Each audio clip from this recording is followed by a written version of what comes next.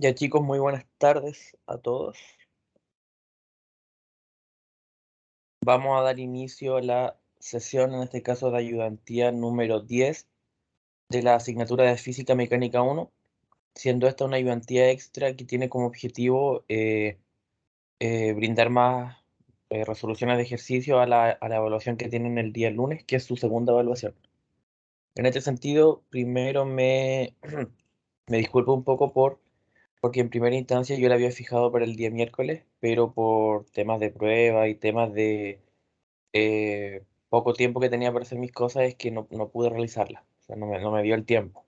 Entonces, y después también el día jueves sufrí un percance en tema de tiempo también y ahí tuve que cancelarla como a última hora. Entonces, eh, hoy día finalmente sí voy a poder realizarla. ¿Ya? No sé si ven la pantalla. Sí se puede ver. Ah, genial. Ya. Tal como les dije hace un par de minutos atrás, yo lo que voy a hacer hoy día es explicar dos ejercicios presentes en la evaluación sustitutiva y en el examen del año 2019. Evidentemente hay otros ejercicios de esas pruebas que corresponden a materias de energía, que eso es de la tercera prueba y obviamente no lo podemos trabajar. Y a su vez traje dos ejercicios de apoyo. También decirles que he visto que algunos me han mandado mensajes, pero por el mismo tema del tiempo no he podido resolverlos, pero voy a estar respondiéndolos, ¿ya? Y para partir la sesión, en este caso, si bien son los mismos objetivos, corresponde, obviamente, en esta instancia decir cuáles son, ¿ya? En primera instancia vamos a desarrollar ejercicios de dinámica en virtud para la preparación en este caso, de la segunda prueba, que me equivoqué, de la segunda evaluación parcial que tienen el día lunes. También identificar diferentes metodologías o diferentes elementos para poder hacer los ejercicios y responder las dudas, ¿ya? Así que esos serían como los objetivos. Y aquí en este caso tenemos el primer ejercicio, por así decirlo, de la evaluación sustitutiva del año 2019. En este caso es el segundo ejercicio, pero es el primero que vamos a trabajar, donde tenemos este sistema de poleas y cuerpos. Nos dice que tenemos en el sistema de esta figura, ¿cierto? Tres masas que son las masas M1, que es la masa M2 y que es la masa M3.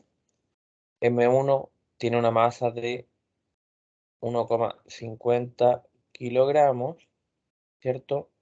M2 de 3,50, es más grande por así decirlo. Y M3 es intermedio entre los dos, que es de 2,50.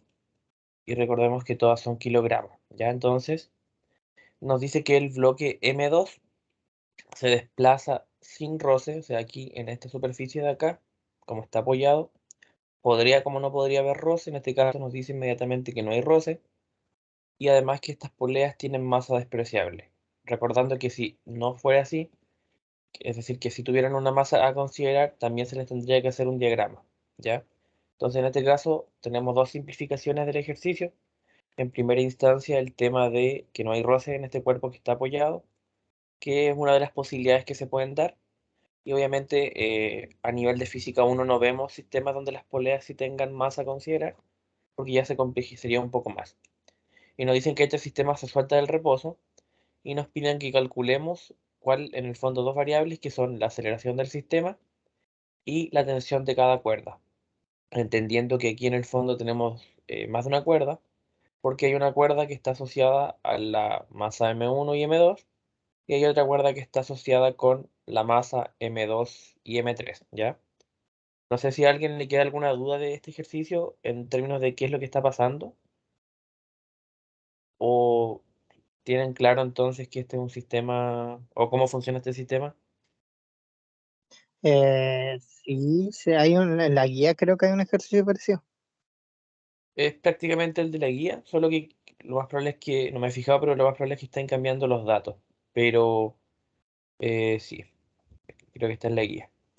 Ya entonces, evidentemente, lo primero que tenemos que hacer es el principio de hacer los diagramas de cuerpo libre, donde como hay tres cuerpos, en consecuencia vamos a tener tres diagramas de cuerpo libre para el cuerpo M1, o masa M1 para el M2 y para el M3, ¿ya? El M1 en primera instancia vemos que está colgando, por así decirlo, esta cuerda, no está apoyado en una superficie, al igual que el M3. Y el M2 está adherido a las dos cuerdas y apoyado en una superficie. Entonces, el cuerpo M1, ¿cierto? Solamente va a estar sujeto por el eje Y, ¿cierto? Peso, a su peso, y por el eje Y también hacia arriba por la tensión 1. Recordemos que tensión 1 porque es la primera cuerda, tenemos la tensión 1 de esta cuerda y la tensión 2 de esta segunda cuerda. Y finalmente lo mismo va a pasar con el cuerpo 3, está sujeto solamente a su peso, en este caso al peso del cuerpo 3 y este el peso del cuerpo 1. Y obvio como son dos cuerdas, van a ser dos tensiones distintas hacia arriba. En cambio, para el segundo cuerpo, como está apoyado en una superficie, va a tener componentes tanto en X como en Y. En Y van a ser las mismas, es decir, arriba como no está asociado a un peso y está apoyado en una superficie, va a haber una fuerza normal y hacia abajo va a estar el peso de este cuerpo. Y hacia ambos lados vamos a tener las dos tensiones porque está adherido a las dos cuerdas, o sea, a la cuerda 1 y a la cuerda 2. Ya, o sea, en el fondo aquí tenemos em, todas las fuerzas que están actuando sobre cada uno de estos tres cuerpos, viéndolos por separado, ¿ya? No sé si hasta aquí hay alguna duda.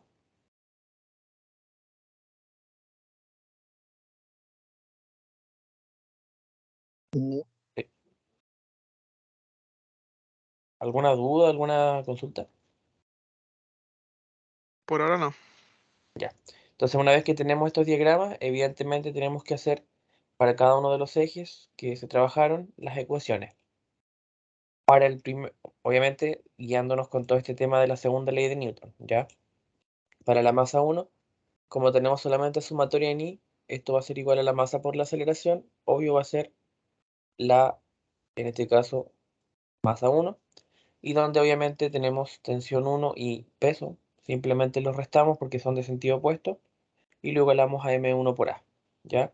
Aquí nos vamos dando cuenta que la aceleración es la misma en todo el sistema porque este sistema funciona de manera coordinada. Es decir, a pesar de que son dos cuerdas, aquí tenemos que cuando se desplaza el sistema, es decir, cuando se suelta del reposo, se va a movilizar todo este sistema. Entonces va a ser una única aceleración. En la masa 2 tenemos en el eje X y en el eje Y. En el eje X tenemos las dos tensiones en sentidos contrarios, ¿cierto? Entonces se van a restar. Y tenemos igual la masa 2 por aceleración. Para el eje Y, obviamente no hay movimiento, porque está moviéndose, digamos, en el eje X. Entonces en el eje Y simplemente va a sumar 0, ¿qué cosa? La normal y su peso. Entonces aquí ya tenemos, vamos a ir formulando las expresiones. Después para el cuerpo 3 o la masa 3 también tenemos solo en el eje Y, pero con signo negativo, porque si nos damos dando cuenta, si por ejemplo consideramos como positivo hacia un lado, evidentemente, por ejemplo, apunta hacia acá y este cuerpo apunta hacia acá, son sentidos distintos, ¿ya? Considerando que es positivo hacia acá, si aumenta hacia acá, ¿cierto? Y es negativo si aumenta hacia acá, entonces esta tercera ecuación va a ser negativa porque en el fondo la masa 3 apunta hacia este sentido, que es contrario al que hemos definido como positivo. Ya, entonces vamos a ir viendo que van dando estas ecuaciones. También solamente en el eje tenemos la tensión 2 y su peso, igual a menos masa por aceleración. No sé si hasta aquí hay alguna duda de estas ecuaciones. No, tampoco. Ya. Recordar igual que estas son resoluciones extraídas directamente de lo que el profe consideró como correcto y válido en todos los pasos, digamos, de este ejercicio, porque además que este viene directamente de una evaluación, ¿ya? Entonces aquí nombramos como ecuación 1 a la que salió de la masa 1, ecuaciones 2, ¿cierto? A las que salieron de la masa 2 y ecuaciones 3 que salieron de la masa 3. ¿Qué es lo que hacemos ahora? Despejamos la tensión 1 de la ecuación 1 y la tensión 2 de la ecuación 3. O sea, de la ecuación 1, ¿qué es lo que hacemos? De acá simplemente despejamos tensión 1, nos va a quedar tensión 1 igual a masa 1 por aceleración, más masa 1, ¿cierto? Por gravedad. Y obviamente ahí también podemos hacer el tema de la factorización, masa 1 por aceleración más gravedad. Y a su vez de la ecuación número 3, ¿cierto? Despejamos la tensión 3, perdón, la tensión 2, ¿cierto? Repito que tensión 2, que nos va a quedar igual a menos M3 por A más M3 por G, siguiendo en la misma línea de lo que es la factorización por término común, nos va a quedar M3 por menos A más G, ¿ya? Y vamos a ver qué es lo que hacemos con estas expresiones. Tenemos, ¿cierto?, estas que están acá. Evidentemente, acá podemos hacer G menos A para que nos quede el primer término positivo, que es justamente lo que aparece acá. Pero en realidad es exactamente lo mismo.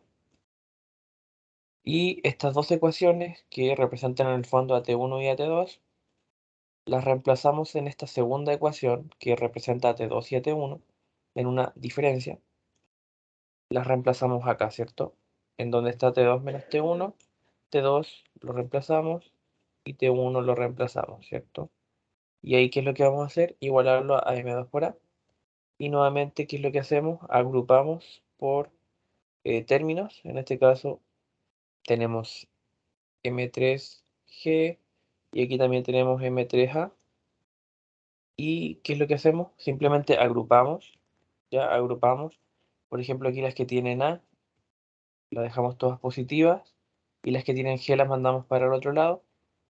Y luego lo que hacemos simplemente es factorizar por todo lo que son las aceleraciones y por todas las que son las gravedades, en el fondo.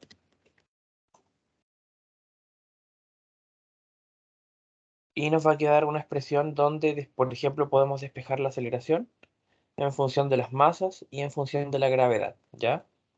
Y si nos vamos dando cuenta, nosotros tenemos todas las masas porque originalmente en el problema, en el enunciado se nos dan todas las masas y también, como ya hemos venido sabiendo en este tema de física, es que las gravedades las tenemos todas o la podemos suponer en el fondo como una de 9,8 o de 10.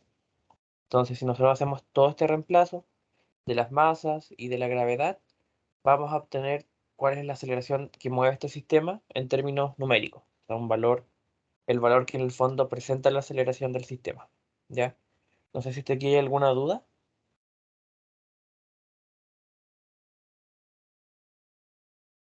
No, ¿Alguna duda de cómo? ninguna. Queda todo Mm, claro. Ya. Y si volvemos un poco al enunciado, digamos, y vemos qué es lo que pide, nos preguntan la aceleración del sistema, pero a su vez también nos pregunta por el tema de la tensión de la cuerda. Entonces, ¿qué es lo que vamos a hacer? Vamos a ir viendo cómo a partir de esta aceleración podemos calcular las tensiones, ¿cierto? Y recordemos que cada uno de los despejes que hicimos, es decir, aquí despejamos T1 y despejamos T2, relacionan masa 1 en el primer caso por A más G y en el caso 2 M3 por G menos A, donde tenemos recién calculada la aceleración, donde la gravedad podemos calcular, podemos suponerlo, digamos, y donde M1 y M2 nuevamente las dan directamente desde el enunciado. Entonces, en términos de valores que se necesitan, tenemos todo. Y finalmente reemplazamos las masas, reemplazamos gravedad y aceleración y obtenemos la tensión 1 y la tensión 2 de las dos cuerdas. Recordemos que como eran dos cuerdas, obviamente van a haber dos tensiones distintas. Donde aquí, ¿qué es lo que vemos? Que en un sistema de poleas, si hay más de una cuerda, cada cuerda tiene su propia tensión, que es distinto a que el sistema pueda tener una única aceleración, porque si el sistema funciona de manera conjunta, porque es un sistema, entonces ahí sí puede darse la misma aceleración. Pero nunca si hay, por ejemplo, hay más de una cuerda, va a haber una misma aceleración, a menos que el valor sea igual, o prácticamente igual. Que, por ejemplo, sean dos cuerdas, hay dos tensiones, y que por esas casualidades del modelo den muy parecidas o iguales. Es distinto a asumir que es la misma, ya, o sea, siempre se hacen cálculos suponiendo y que cada tensión por cada cuerda es una tensión distinta, ¿ya? Eso lo digo porque igual pueden haber ejercicios donde hayan, por ejemplo, tensión uno y tensión 2 que den lo mismo, pero tensión uno y tensión 2 son dos tensiones distintas porque pertenecen a dos cuerdas distintas, ¿ya? Eso igual es como aclaración. No sé si te queda alguna duda. No, por mi parte no. Ya. En términos de lo que pide obviamente el ejercicio, y si vamos viendo, por ejemplo, a modo de ir viendo cómo se desglosa el ejercicio, tiene 15 puntos. De los 15 puntos que tiene, hay puntaje en este caso por los diagramas de cuerpo libre. También hay puntos por llegar a las ecuaciones y en este caso hay puntos luego por llegar a expresiones más simplificadas a partir de las expresiones. Entonces, una vez que se van haciendo los diagramas y se van formulando las fuerzas que hay, ya se van como rescatando puntos por cada cosa que se va haciendo, pero por ejemplo aquí vemos que llegar a un valor numérico ya tiene 5 puntos, pero obvio si no se hacen los pasos anteriores de manera correcta, esto igual obviamente no se va a llegar a un valor correcto, ¿ya? Pero obviamente ahí es como para ir viendo cómo es el desglose de los puntos, ¿ya? Y ahora este segundo ejercicio de la prueba, si no me equivoco, del examen del 2019, relaciona también a un sistema de poleas. En este caso son tres bloques, A, B y C, que se unen por cuerdas de masa despreciable. Recordemos que si las masas de las cuerdas o de las poleas no fueran despreciables, también se tendría que eh, trabajar estos cuerpos, pero obviamente para física 1 no es el caso, ¿ya? Y dice que el bloque A y el bloque B nos dan el peso en el fondo de este bloque. Aquí este ejercicio varía un poco porque, a diferencia de los otros, nos dan el peso inmediatamente. En este caso, tanto el bloque A como el bloque B tienen los mismos pesos de 25, en este caso 25 newton. Y aquí también tiene un peso de 25 newton, ¿ya? Y dice que el coeficiente de fricción cinética de cada bloque con la superficie de contacto es de 0,35. Evidentemente se refiere a los bloques A y B, porque finalmente estos bloques A y B están apoyados sobre una superficie, ¿ya? Y dice que este coeficiente, que en el fondo es mu, en este caso cinética, quiere decir que el cuerpo se está moviendo, mu sub k, ¿cierto? Es de 0,35. Recordemos que este valor es adimensional, ¿ya? Es de 0,35. Y también dice que se observa que el bloque C desciende con velocidad constante. O sea, este bloque C se está moviendo hacia abajo con velocidad constante. Este ejercicio en total tiene 15 puntos, con un desglose de 3 puntos. La primera pregunta, el primer inciso, que dice que dibujemos los diagramas de cuerpo libre para cada bloque. Obvio, como son 3 bloques, cada bloque va a tener un punto. Después nos piden cuál es la tensión de la cuerda que une los bloques A y B. Y también determinar cuál es la masa del bloque C, ¿ya? Este es un ejercicio muy similar al que está en una guía, donde algunas cosas cambian y donde vamos viendo que igual se presentó en una evaluación, ¿ya? Entonces, obviamente, como ya sabemos de procedimiento, lo primero que tenemos que hacer es dibujar los diagramas de cuerpo libre para cada situación, o para cada bloque en este caso. El bloque A está apoyado en una superficie y tiene entonces componentes tanto en el eje X como en el eje Y. En el eje X va a tener la fricción y va a tener la tensión de la cuerda 1, que es la que une el cuerpo A y B. Va a tener su peso y va a tener también una normal. El bloque B también tiene movimiento tanto de manera vertical como horizontal.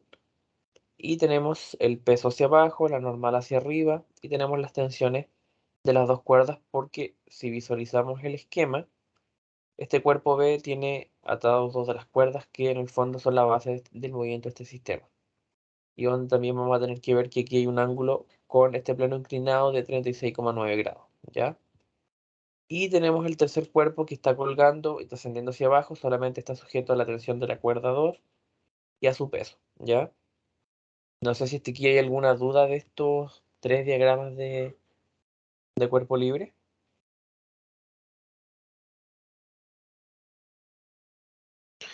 La fuerza de fricción siempre va a ser contraria a la tensión, ¿verdad? Siempre es contraria a la fuerza que moviliza el movimiento. Claro, aquí hay una tensión, 1, pero en otras situaciones puede ser, por ejemplo, una fuerza que una persona, por ejemplo, aplica. Por ejemplo, si una persona aplica esta fuerza, y aquí tenemos la fricción, ¿cierto? Claramente la fricción siempre va contraria al movimiento o a la fuerza que mueve el cuerpo. Y si en este caso es contraria a la tensión, pero a modo de tip y viendo, ¿cierto?, cómo se dan los ejercicios, también podría ser una fuerza. Pero si, como tú dices, es contraria a la fuerza que mueve el cuerpo, a la tensión, porque la fricción siempre se opone al movimiento. Entonces siempre va a ser contraria a donde el movimiento se está produciendo. No sé si te queda claro. Sí, era para confirmar. Muchas gracias. Ya. Y obviamente aquí igual este tema, viendo el ejercicio, va a ser un ejercicio de un sistema de poleas donde uno de los cuerpos pasa por un plano inclinado, ¿ya? Entonces, si vamos viendo la masa A, ¿cierto? Obviamente como tiene movimiento tanto en el eje X como en el eje Y, y está situada fuera de, digamos, o sin considerarse en el plano inclinado, entonces en el eje Y va a tener su normal y su peso igualadas a cero. Obviamente no hay movimiento, por eso es cero. Tenemos que normal es igual a peso, donde el peso ya lo tenemos, y la normal del cuerpo A va a ser de 25 newton también. Para el eje X no hay movimiento, ¿cierto? En el instante en el que nosotros estamos visualizando, el movimiento va a ser cero, y por tanto tenemos que considerar que también la sumatoria de fuerzas es cero. Para el lado positivo, ¿cierto? Tenemos que ver hacia dónde vamos a considerar como positivo el movimiento. Vamos a considerar positivo hacia acá. Entonces, la fricción va a tener un componente negativo porque se opone, por así decirlo, al movimiento. Y va a ser menos fricción más la tensión 1 igual a 0, porque como ya dije recién, respondiendo al compañero, que aquí la tensión 1 es la que moviliza el cuerpo. Tensión 1 menos fricción va a ser igual a 0. Y la fricción, en este caso, siempre está dada por mu, por la fuerza normal, acondicionando un poco el ejercicio, la ecuación, ¿cierto? La fuerza de roce del cuerpo A, por así decirlo, va a ser igual a, en este caso, mu, que nos dan que es un mu sub k, recordando que hay dos tipos de mu sub s o estático y mu sub k o cinético, y la fuerza normal. Y finalmente tenemos el mu sub k, que lo entrega el ejercicio, ¿cierto? De, como ya dije recién, 0,35, y la fuerza normal que acabamos de calcular de 25 newtons. Si hacemos estos cálculos de 0,35 por 25, va a dar una tensión 1 de 8,75 newton. Recordando que esta tensión 1 representa a la cuerda que une los cuerpos A y B en este sistema de poleas. ¿Ya? No sé si aquí hay alguna duda.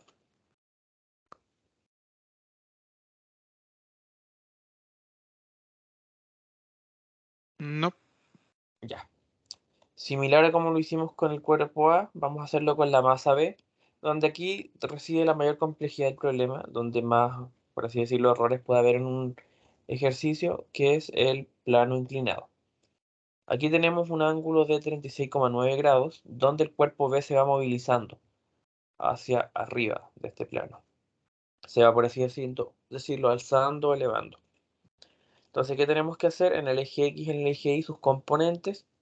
En este caso, en el eje Y no hay movimiento, por tanto las fuerzas van a sumar cero, donde si visualizamos el esquema, aquí tenemos el ángulo de 36,9 grados, tenemos el cuerpo, ¿cierto?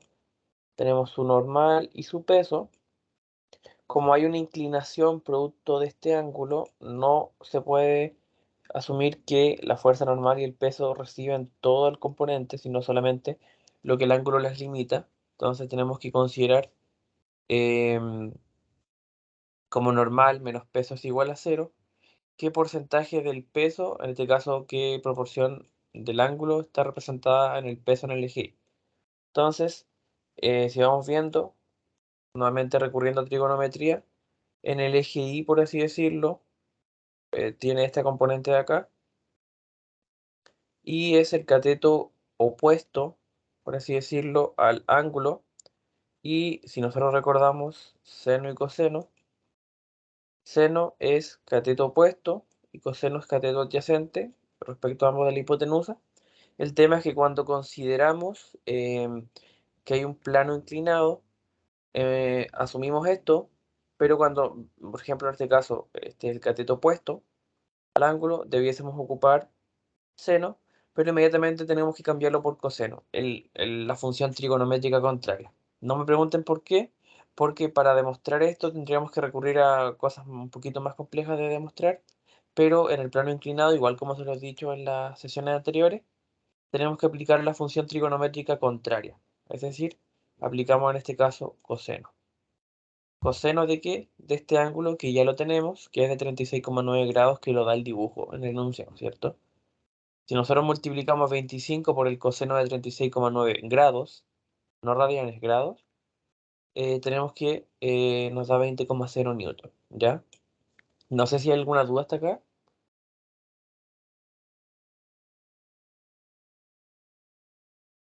En el eje, entonces siempre cuando hay un plano inclinado sería coseno, pero eso dependiendo de qué punto de vista se ve el ángulo, ¿verdad? Sí, y siempre es cuando el cuerpo está sobre el plano, inclinado por así decirlo, porque el otro día vimos un ejercicio donde en un caso se consideraba ese cambio de función trigonométrica y en otro no. Pero aquí como está sobre el plano inclinado, sí se considera, ¿ya? Después, al Ya, final de la ayudantía, podemos ver el ejercicio anterior que vimos la semana pasada, donde había una situación donde no se consideraba, pero en este caso sí se considera cambiar la función, por así decirlo. vale. Ya. Y también tenemos que hacer lo mismo para el eje X, donde este peso también va a estar situado em, dentro del cambio de función trigonométrica.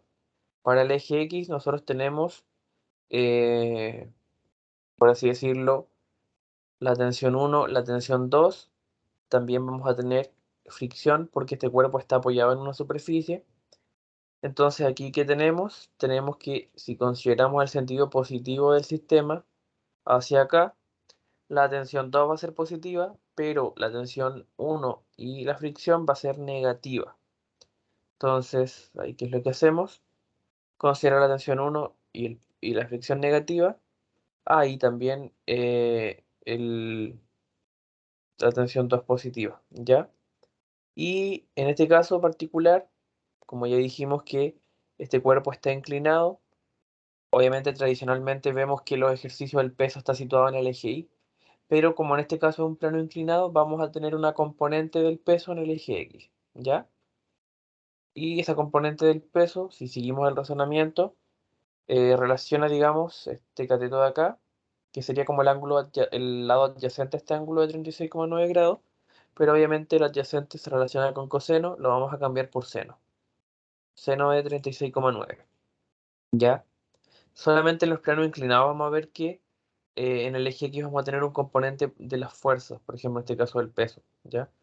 Y si nosotros despejamos T2, por ejemplo, que es lo que queremos calcular, nos va a quedar T1 más la fuerza de roce multiplicada por el W coseno de teta más W seno de teta. Aquí sabemos que la fuerza de roce es mu por la fuerza normal, mu sub k. La fuerza normal, ya dijimos de antes, que relaciona, por así decirlo, o se expresa como 25 coseno de 36,9 grados. Por tanto, por eso lo colocamos acá. W coseno de teta y el peso que es W seno de teta. ¿Ya? No sé si les queda alguna duda de esta parte de acá.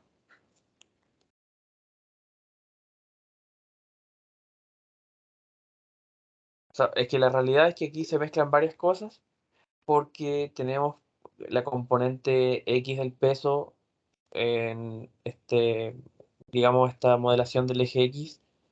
Y también tenemos que hay fuerza normal, donde la fuerza normal también está expresada en función de funciones trigonométricas, valga la redundancia, ¿ya? Entonces, igual queda bastante larga esta formulación de acá. Y son varias las cosas como que hay que ir teniendo en cuenta. Así que no sé si tienen alguna duda de esta parte de acá. No, por ahora no. Ya. Bueno, igual nos vamos dando cuenta que, como recién dije, son varias las consideraciones. Entonces, hagan preguntas nomás si tienen dudas, ¿ya? Y obviamente, como tenemos la fuerza normal, que la calculamos recién, tenemos también de manera fácil poder calcular el peso, tenemos la tensión 1, simplemente al reemplazar vamos a obtener la tensión 2, ¿ya? Que es como lo que nos pedía también el enunciado, las tensiones de ambas cuerdas. ¿Y qué más nos preguntaban? Nos preguntaban además por la masa del bloque C. Entonces, en el bloque C teníamos que hacia arriba teníamos su tensión de esta cuerda 2 y hacia abajo el peso. Y finalmente lo igualamos a 0 porque en un comienzo nos está moviendo. Ahí nos queda que normal igual a peso y que para el eje X también solamente tenemos esta fuerza de... No, es más para acá, perdón. Tenemos simplemente la tensión y la masa por su gravedad, que es el peso, y tensión 2 es igual a la masa del cuerpo C por la gravedad, y la masa del cuerpo C la calculamos, tenemos la tensión 2, tenemos la gravedad, y nos da la masa del cuerpo C, ¿ya? No sé si aquí hay alguna duda.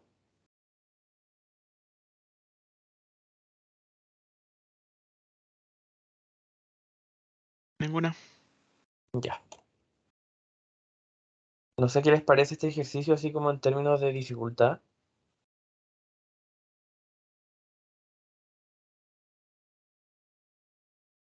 No mucho, ya que es literalmente que estaba en la guía, así que Claro. en un principio la primera vez verlo, sí, como que nos da, pero después como que termina recordando los conceptos, así que Sí, porque eso es como física, pero en realidad. Que una vez que se van soltando la mano al resolver ejercicio tras ejercicio, ya se van, o sea, uno se va familiarizando con las dinámicas de resolución, de formulación de un problema, pues. Entonces ya se va a hacer costumbre ver este tipo de modelos.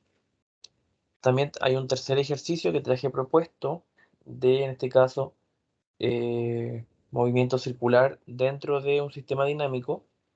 Tenemos que hay un coche, en este caso un auto, de 500 kilogramos, que se mueve con velocidad constante de 120 kilómetros por hora y entra, digamos, una curva circular de 80 metros de radio, ¿ya?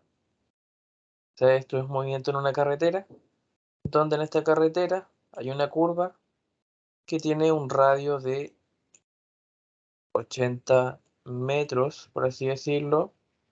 Este vehículo que va pasando, ¿cierto? Se moviliza a 120 kilómetros por hora. Tiene una masa de 500 kilogramos y va a entrar a esta curva, ¿ya? Esta otra situación que también yo mencioné en una ayudantía anterior, donde veíamos un ejercicio que, si bien no era de carretera, yo les dije que el movimiento circular se podía aplicar en las curvas cerradas, ¿ya? Y nos preguntan qué tipo de aceleración lleva, qué fuerza habría que ejercer sobre el coche para que no se salga de la curva, es decir, para que no tenga un accidente. Y también nos pregunta quién ejerce esta fuerza sobre el coche, ¿ya?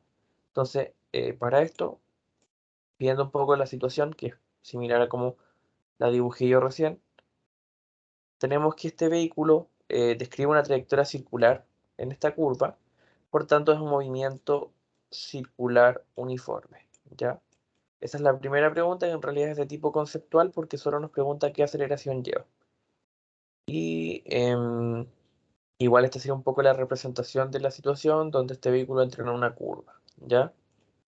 A su vez, nosotros sabemos que para que el cuerpo no salga de la curva, tiene que existir una fuerza que le impida que salga de la curva. Entonces, sabemos nosotros que en un círculo, cuando hay un movimiento circular, hay una fuerza que apunta hacia afuera, ¿ya? Entonces, aquí que tenemos que la fuerza centrípeta es la masa por la aceleración centrípeta, donde la aceleración centrípeta es igual a, en este caso, la velocidad que va describiendo el cuerpo que se está moviendo en un movimiento circular, dividido, ¿cierto?, entre el radio, donde el radio en este caso es del círculo en el que está introducido, digamos, este movimiento, donde se está situado este movimiento. Entonces, nosotros, por ejemplo, esta velocidad que nosotros tenemos de 120 kilómetros por hora, es la velocidad del auto, ¿cierto? O del coche, de 120 kilómetros por hora, la traspasamos a metros por segundo. No lo vamos a hacer porque igual ustedes ya saben cómo se hace. Llegaríamos a una velocidad del auto, ¿cierto? O del coche de 33,3 metros por segundo. Tenemos la masa de 500 kilogramos y tenemos el radio de la curva. Entonces simplemente reemplazando cada uno de estos valores, vamos a llegar a que esta fuerza centrípeta es de 6.931 newton, ¿ya? O sea que con esta fuerza el coche no se va a salir de la curva, ¿ya? Y ese es como el principio que se da dentro del movimiento circular. No sé si hay alguna duda de esta parte.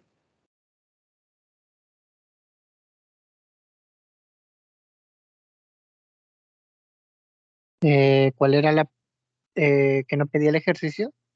Era la fuerza, ¿cierto? ¿Con qué fuerza habrá que ejercer sobre el coche para que no salga de la curva?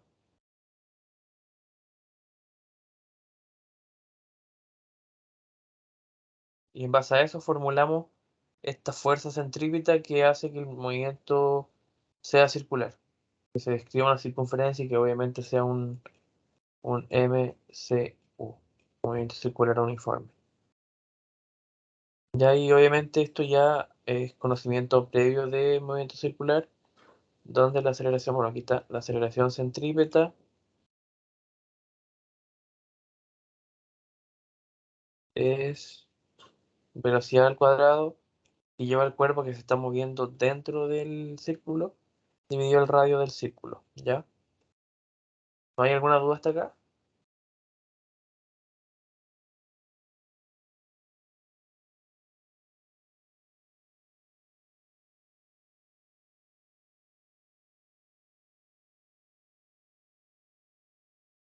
Bueno, todo claro.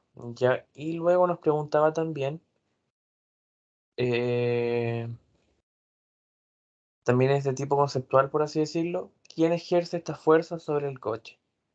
O sea, ¿quién hace que este coche, en el fondo, tenga esta fuerza centrípeta? Y para eso, nosotros sabemos que existe un rozamiento de las ruedas del auto con la carretera. Entonces, si existe un deslice, por así decirlo, existe una especie de, no se puede decir, agua en la carretera, o está muy resbalosa la carretera, entonces hay menor roce y es más fácil salirse de la curva. Eso igual pasa cuando, por ejemplo, hay bajas temperaturas o ha llovido, la calzada está muy, o también cuando escarcha, es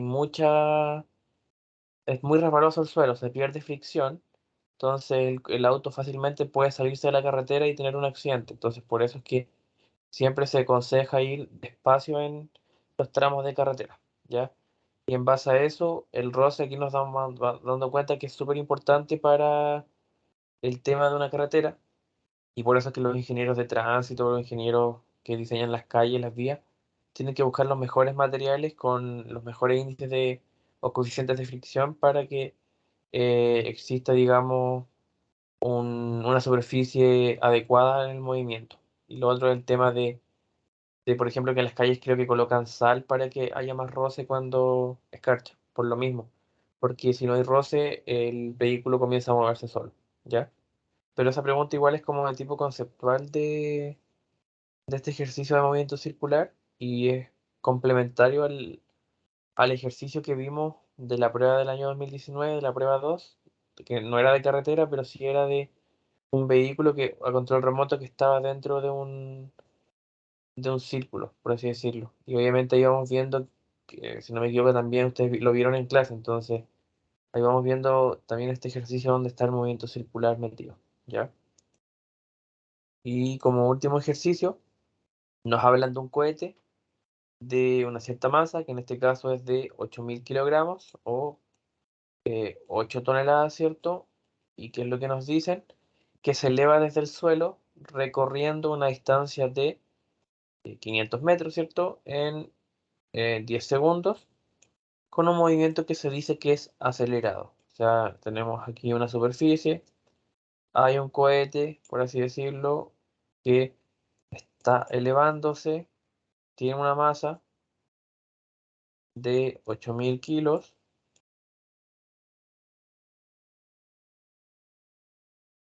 y también tiene que en sus primeros 10 segundos de elevación, ¿cierto?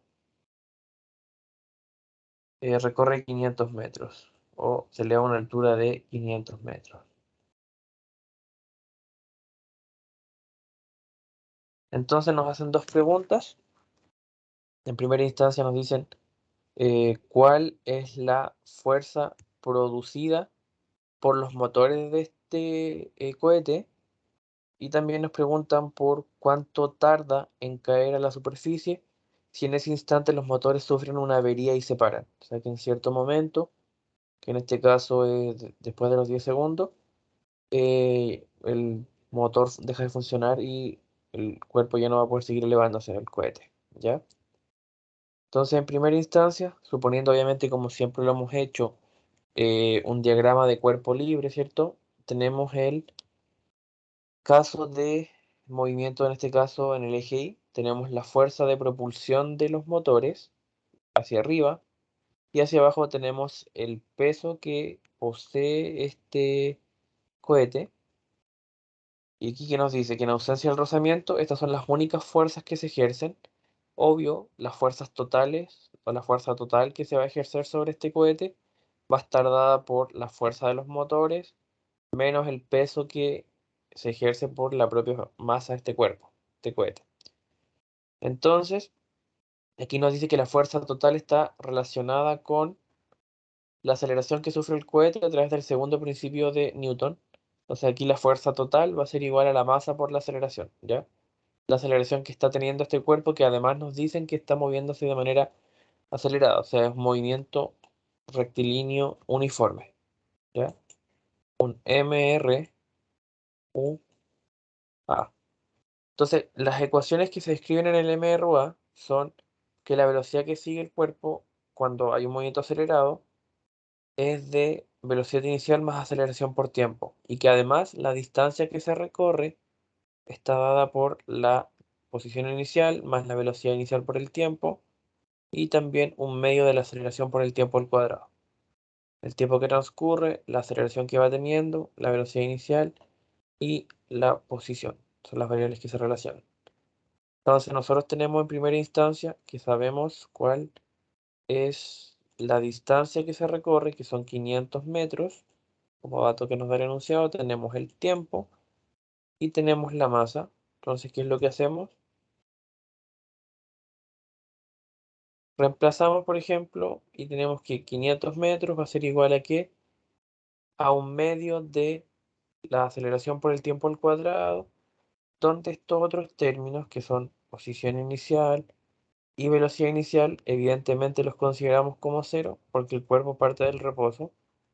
Entonces, aquí, ¿qué es lo que hacemos? Que 500 es igual a la aceleración por 10 al cuadrado dividido 2, el 2 pasa multiplicando, esto va a dar 100, y luego 1000 dividido 100 nos va a dar 10 metros por segundo cuadrado, que es en el fondo la aceleración que está teniendo este objeto, este cohete, en los 10 primeros segundos cuando acelera, ¿ya? Tenemos la aceleración y por tanto podemos calcular en primera instancia el peso, ¿ya? El peso en este caso va a estar dado por su masa, por aceleración, ¿cierto? En este caso, no el peso, sino la fuerza. Tenemos que es masa por aceleración. Eso nos da 80.000 newton. Y luego también sabemos que el peso es la fuerza que apunta hacia abajo y que es masa por gravedad. Tenemos los 8.000 kilos, la gravedad que es 9,8 metros por segundo cuadrado, eso nos da 78.400 newton. Luego, si nosotros calculamos el despeje, o sea, nosotros decíamos en primera instancia que la fuerza total era igual a ¿qué cosa? Era igual a la fuerza menos el peso. Entonces aquí nosotros podemos despejar la fuerza y queda, ¿cierto? Fuerza igual a fuerza total más el peso. Entonces ahí sí podemos simplemente reemplazar. Tenemos la fuerza total y tenemos el peso. La fuerza total nos dio que era 80.000 newtons y el peso nos dio que era 78.400 newtons. Eso nos da 158.400 newtons, que es la fuerza, en el fondo, que nosotros dijimos que la fuerza era la fuerza así nomás, sin T, sin ni una otra letra, era la fuerza de los motores. Entonces, la fuerza de los motores es de 158.400 newtons, ¿ya? No sé si aquí hay alguna duda.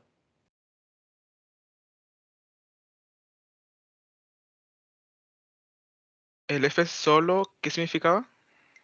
El F solo es la fuerza de los motores. El Ft es la fuerza total del sistema y el P es el peso. O sea, aquí lo que Ah, ya. hicimos es un proceso contrario. O sea, nosotros formulamos que, a ver, ¿dónde está? Que fuerza total, siguiendo el diagrama de cuerpo libre básicamente, es la fuerza menos el peso. Pero a su vez nosotros sabemos que la fuerza total por segunda ley de Newton es masa por aceleración. Entonces, como nosotros queremos saber esta fuerza, que es la fuerza de los motores, lo que nosotros queremos saber en el fondo es esa fuerza. Sabemos fácilmente cuál es el peso y esta fuerza total, a su vez, es masa por aceleración. El tema es que masa lo tenemos y aceleración la podemos calcular suponiendo el movimiento uniformemente acelerado. Entonces podemos calcular la fuerza total y que es con esta ecuación de acá, ¿cierto? Suponiendo que estos son cero. Y por tanto, em, ocupamos en vez de el paso tradicional, por así decirlo, de seguir esta formulación del diagrama de cuerpo libre, recurrimos a también a que es igual a masa por aceleración y en base a eso despejamos un elemento que está dentro del diagrama de cuerpo libre, que es la fuerza, ¿ya? Entonces, ahí llegamos a la fuerza de los motores, ¿ya? No sé si hay alguna duda.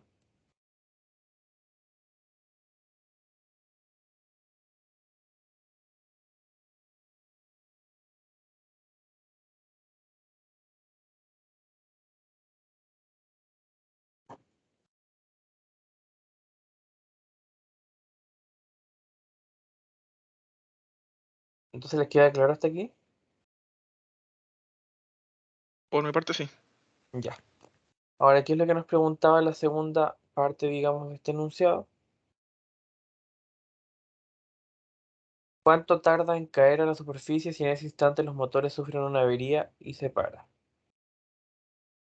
Simplemente, si los motores se paran, la única fuerza que está actuando es el peso, porque ya no hay una fuerza que lo eleve. Entonces, la única fuerza del diagrama de cuerpo libre es el peso. Y calculamos cuál es la velocidad que el cohete tiene cuando los motores se detienen, que es cuando tenemos en este caso los 10 segundos, tenemos la velocidad inicial que es de 10, que es la velocidad, en este caso la aceleración, perdón, de 10, que es la aceleración que calculamos antes de que tenía cuando de manera uniformemente acelerada se movía hacia arriba. Entonces justo cuando se movía hacia arriba era de 10 metros por segundo cuadrado y de ahí comienza a descender. Entonces si lo multiplicamos por los 10 segundos, esto da 0, ¿cierto? Aceleración por tiempo nos va a dar 100 metros por segundo. Y esa es la velocidad inicial que lleva cuando justo ahora empieza a caerse. O sea, la velocidad con la que empieza a caerse. Y a su vez tenemos esta ecuación de posición igual a posición inicial más velocidad inicial por tiempo, menos gravedad tiempo al cuadrado por un medio o dividido por 2. Tenemos que la posición inicial, considerando que en esta situación está a 500 metros de la superficie, porque ya se elevó, suponiendo además que lleva una velocidad que sabemos que es de 100 metros por segundo, que en este caso la gravedad es de 9,8. Si hacemos todo este cálculo, podemos tener una ecuación de segundo grado, donde obviamente, como ustedes ya pudieron haber visto en álgebra, en cálculo, las ecuaciones de segundo grado tienen esta dinámica de que tiene dos soluciones, por eso de segundo grado, menos b más menos la raíz de menos b cuadrado, o sea, de b cuadrado menos 4c dividido por 2a. A es el término que acompaña al cuadrado, b es el término que acompaña elevado a 1, y c el término libre. Si reemplazamos todo esto, la solución válida es de 24,56 segundos, que es el tiempo que tarda en caer a la superficie nuevamente desde esos 500 metros, ¿ya? No sé si hay alguna duda hasta aquí.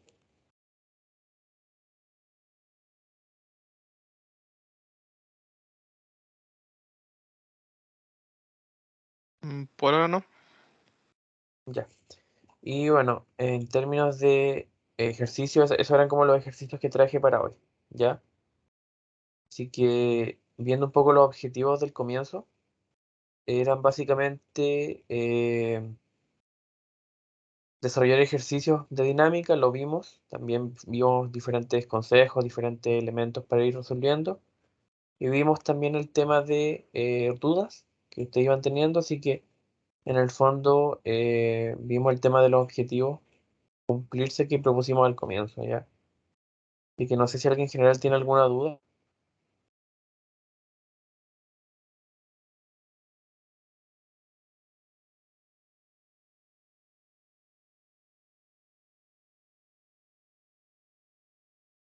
¿Alguna duda, alguna consulta de algo?